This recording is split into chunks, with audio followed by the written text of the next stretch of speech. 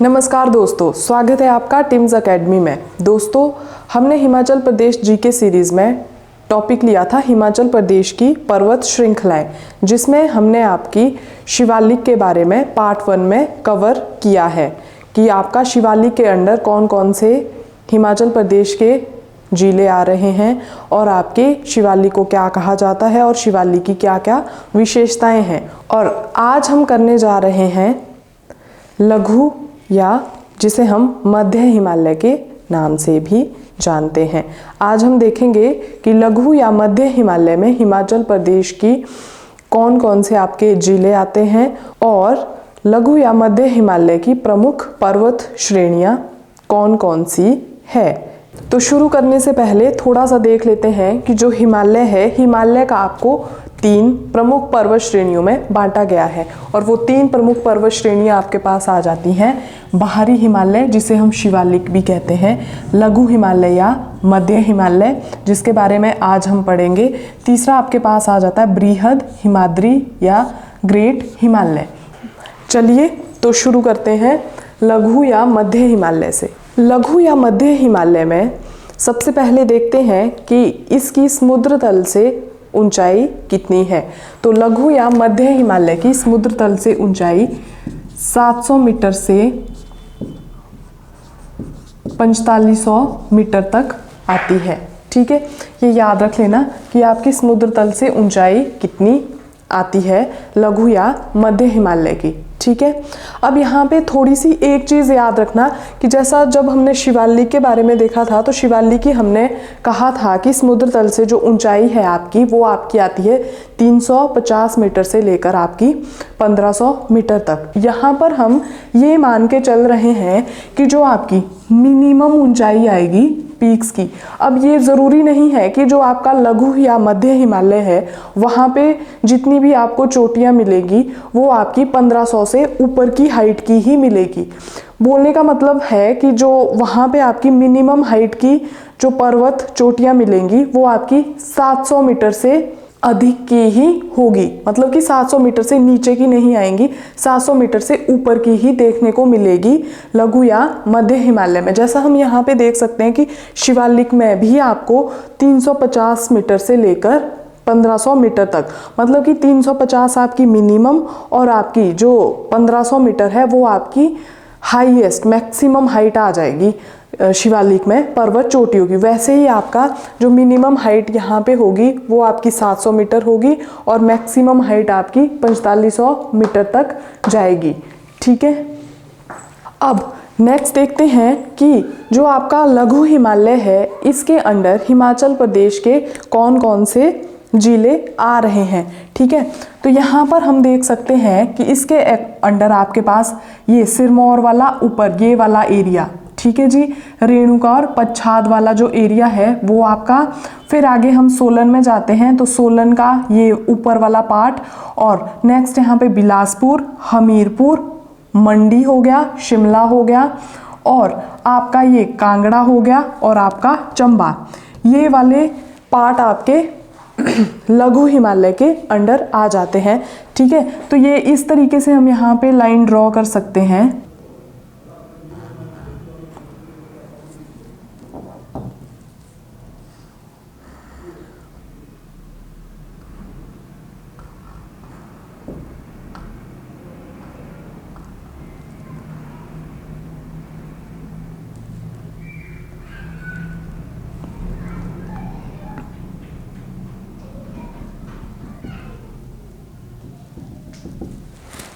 ये ठीक है जी, ये वाला जो पोर्शन है वो आपका आ जाएगा लघु हिमालय के अंडर। ठीक है, तो यहाँ से हम देख सकते हैं कि आपके हिमाचल प्रदेश के कौन कौन से जिले आपके लघु या मध्य हिमालय के अंडर आ रहे हैं। ठीक है, तो यहाँ से आप देख सकते हो कि सिरमौर, शिमला, सोलन हो गया आपका, मंडी हो गया, बिलासपुर, हमीरपुर, कांगड़ा और चंबा। अब जिलों के बाद देख लेते हैं कि जो आपका हिमाचल है, हिमाचल प्रदेश का कितना प्रतिशत भाग आपका जो लघु हिमालय है उसके अंडर आता है। तो जो आपका ये लघु हिमालय है इसके अंडर आपका हिमाचल प्रदेश का 10% भाग आ रहा है। नेक्स्ट हम देख सकते हैं कि जो आपका लघु हिमालय है इसके अंतर्गत कितना प्रतिशत भाग कृषि योग्य भूमि के अधीन आता है। तो अगर हम कृषि भूमि की बात करें तो लघु हिमालय में हिमाचल प्रदेश का 30% भाग आता है। ठीक है जी। नेक्स्ट अगर हम औसतन वर्षा की बात करते हैं कि यहाँ पर आपकी औसतन वर्षा कितनी काउंट की जाती है, तो वो आपकी आ जाती है 1500 से 3000 मिलीमीटर तक। ठीक है। नेक्स्ट अगर हम बात करें कि जो आपका लघु हिमालय है इसकी जो चौड़ाई है वो कितनी है, तो इसकी चौड़ाई आपकी आ जाती है 75 से 100 किलोमीटर तक। ठीक है जी।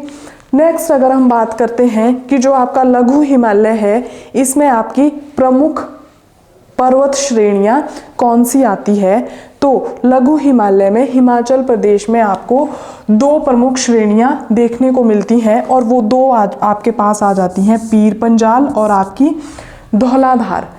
अब सबसे पहले पीर पंजाल को देखते हैं कि जो पीर पंजाल है वो आपकी कहाँ पर है। अब जो हम पीर पंजाल को देखते हैं तो पीर पंजाल आपकी यहाँ चंबा वाले रीजन में ही नहीं है, बल्कि ये आपकी हिमाचल होते हुए आपकी आगे गढ़वाल में निकल जाती है। ठीक है जी। ठीक है।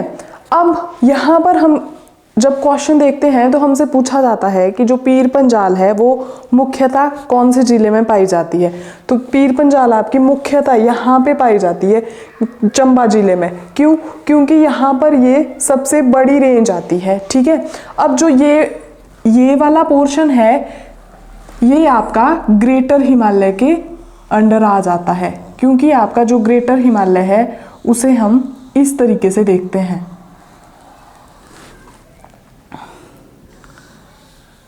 ठीक है। अब यहाँ पर देख लो, क्योंकि अब देखो जो पीर पंजाल है वो इस तरीके से यहाँ से निकल रही है आगे को, और यहाँ पर आपकी जो लघु हिमालय की लेसर हिमालयाज की हाइट है वो आपकी 4500 मीटर तक की है, और ये पीर पंजाल इस वाले पोर्शन में आ रही है आपकी, और जो ये पोर्शन है आपका ये आपका आ जाता है ग्रेटर हिमालय के अंडर।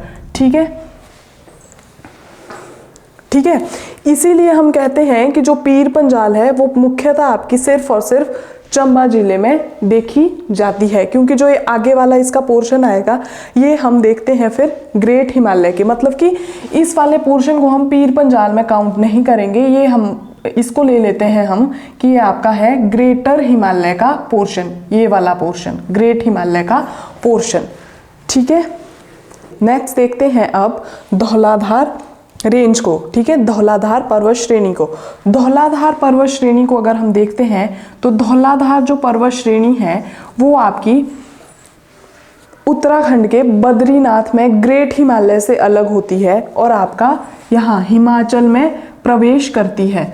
अब धौलाधार की 2-3 चीजें याद रख सकते हैं कि जो आपकी धौलाधार पर्वत श्रेणी है वो आपकी रामपुर के नज़दीक शिमला जिले के रामपुर के नज़दीक सतलुज नदी को काटती है, और आपका आगे जाते हुए ये आपकी लारजी नामक स्थान पर ब्यास नदी को काटती है।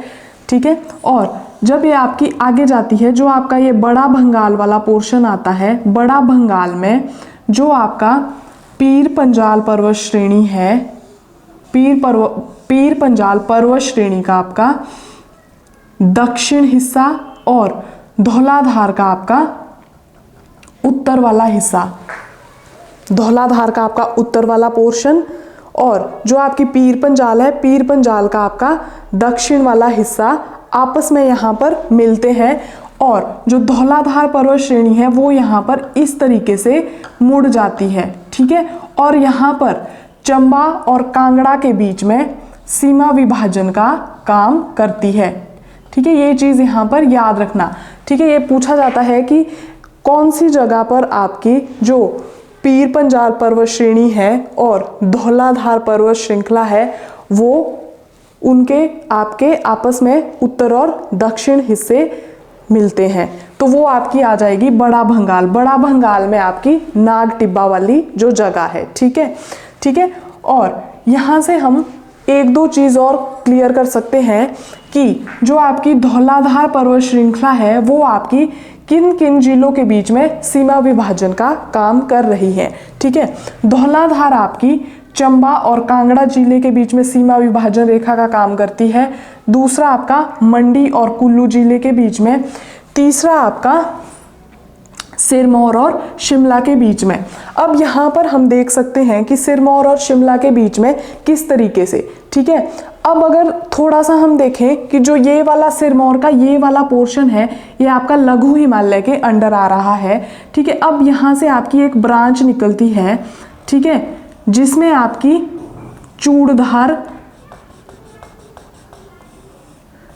सिरमौर की सबसे ऊंची चोटी है। ठीक है, इसीलिए कहा जाता है कि चूड़धार शिमला और सिरमौर के बीच में सीमा विभाजन का काम करती है, और जो चूड़धार है वो आपका धौलाधार का ही हिस्सा है।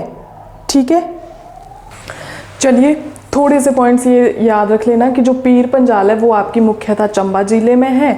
लघु हिमालय की पीर पंजाल सबसे लंबी पर्वत श्रृंखला आती है, क्योंकि जम्मू कश्मीर से शुरू होगी और आपकी हिमाचल होते हुए गढ़वाल पास तक निकल जाती है। ठीक है, फिर धौलाधार मुख्यतः आपकी कांगड़ा जिले में प्रमुख रूप से देखी जा सकती है, और जो आपकी धौलाधार का अर्थ है वो आपकी आ जाता है, धौला का अर्थ होता है सफ़ेद, और आपका धार तो धार, सफ़ेद धार या सफ़ेद चोटी।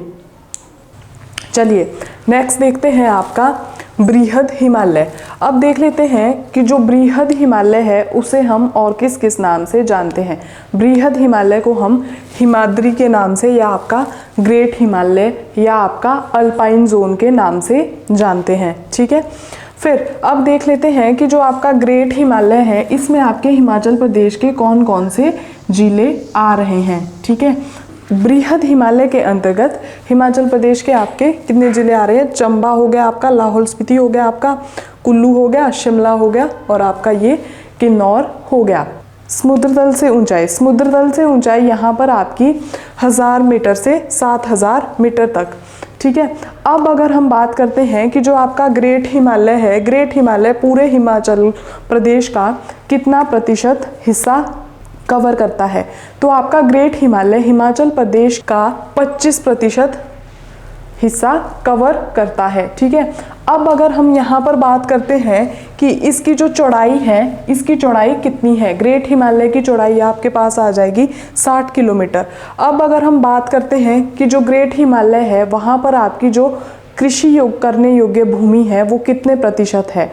तो हिमाचल प्रदेश में ग्रेट हिमालय के अंतर्गत आने वाली कृषि योग्य भूमि 10% आती है, और इस भूमि की जो मुख्य विशेषता है कि जो यहाँ की जो मिट्टी है उसकी उर्वरकता उतनी अच्छी नहीं है। तो यहाँ पर आपकी जो आपको क्रॉप देखने को मिलती है वो आपके मैक्सिमम यहाँ पर ड्राई फ्रूट्स ही देखने को मिलते हैं।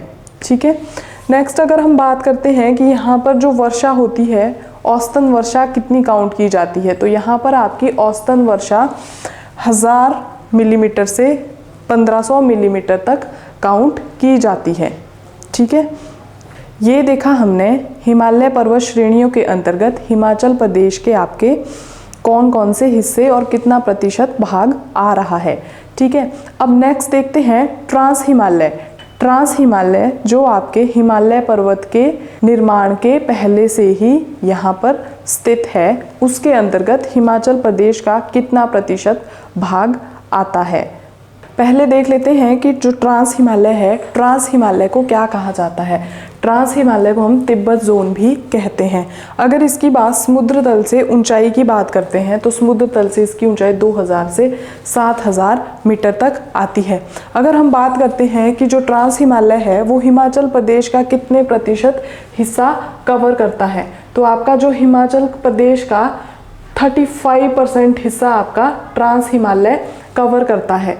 ठीक है, फिर अगर इसकी चौड़ाई की बात करते हैं तो चौड़ाई आपकी आ जाती है ट्रांस हिमालय की 80 किलोमीटर। ठीक है, फिर अगर यहाँ पे औसतन वर्षा की बात की जाए तो औसतन वर्षा यहाँ पे आपकी होती है 500 मिलीमीटर। और एक चीज़ याद रखना कि जो आपका हिमाचल प्रदेश का ट्रांस हिमालय में आने वाला हिस्सा है वो आपका वृष्टि छाया क्षेत्र आता है। वृष्टि छाया क्षेत्र इस वजह से आता है क्योंकि यहाँ पर आगे आपके ग्रेट हिमालयाज लग जाते हैं, जिसकी वजह से क्या है कि जो आपकी मॉनसून पर दक्षिण पश्चिम मॉनसून पवनें हैं वो आपकी इस वाले एरिया तक नहीं पहुंच पाती है, जिस वजह से यहाँ पर काफ़ी ज़्यादा कम बारिश देखने को मिलती है। ठीक है, फिर जो आपका ट्रांस हिमालय है, ट्रांस हिमालय की हिमाचल प्रदेश में आपकी जो प्रमुख पर्वत श्रेणी है वो आपकी आ जाती है जास्कर। ठीक है, जो आपकी जास्कर रेंज है ये आपकी ये यहाँ पर आ जाती है, ये यहाँ पर आ जाती है आपकी जास्कर रेंज। ठीक है, जो आपकी अंतर्राष्ट्रीय सीमा निर्धारित करती है आपकी जो स्पीति है और जो किन्नौर है, स्पीति और किन्नौर की आपकी तिब्बत के साथ अंतर्राष्ट्रीय सीमा का निर्धारण जास्कर पर्वत श्रेणी करती है। और एक चीज़ याद रख लेना कि जो ट्रांस हिमालय है इसके अंडर हिमाचल प्रदेश के लाहौल स्पीति हो गया, किन्नौर हो गया, चंबा का जो पांगी वाला क्षेत्र है यहाँ पर आपका ट्रांस हिमालय देखने को मिलता है। ठीक है, और ट्रांस हिमालय से एक चीज़ ये भी याद रख लेना कि जो आपका ट्रांस हिमालय है वो आपका हिमाचल प्रदेश का, अगर हिमाचल प्रदेश के पूरे एरिया की बात करते हैं तो सबसे ज़्यादा जो एरिया आपका आता है वो आपका ट्रांस हिमालय ही हिमाचल प्रदेश का घेरता है। ठीक है, जास्कर रेंज से कई बार क्वेश्चन पूछा जाता है कि हिमाचल प्रदेश को तिब्बत से अलग करने वाली पर्वत श्रृंखला का क्या नाम है, तो वो आपकी जास्कर आ जाती है, क्योंकि जास्कर है जो आपकी स्पीति और किन्नौर की जो अंतर्राष्ट्रीय सीमा लगाती है आपकी तिब्बत के साथ। ठीक है, ये चीज़ याद रख लेना। और अगर आपसे पूछा जाए कि हिमालय की सबसे दक्षिणतम पर्वत श्रृंखला का क्या नाम है, तो वो आपकी आ जाती है शिवालिक, क्योंकि हम इस तरीके से चलेंगे कि जो आपके ये ग्रेट हिमालयाज है, ग्रेट हिमालय आपके नॉर्थ में, फिर आपके नीचे को आते आते ये आपके साउथ में आ जाते हैं। इसी वजह से बोला जाता है कि जो आपके ग्रेट हिमालय है वो आपके हिमालय के उत्तर में है और जो आपकी शिवालिक है वो आपके हिमालय के दक्षिणतम पर्वत श्रृंखला है। ठीक है, आई होप आपको आज का हमारा ये लेक्चर पसंद आया होगा। Thank you.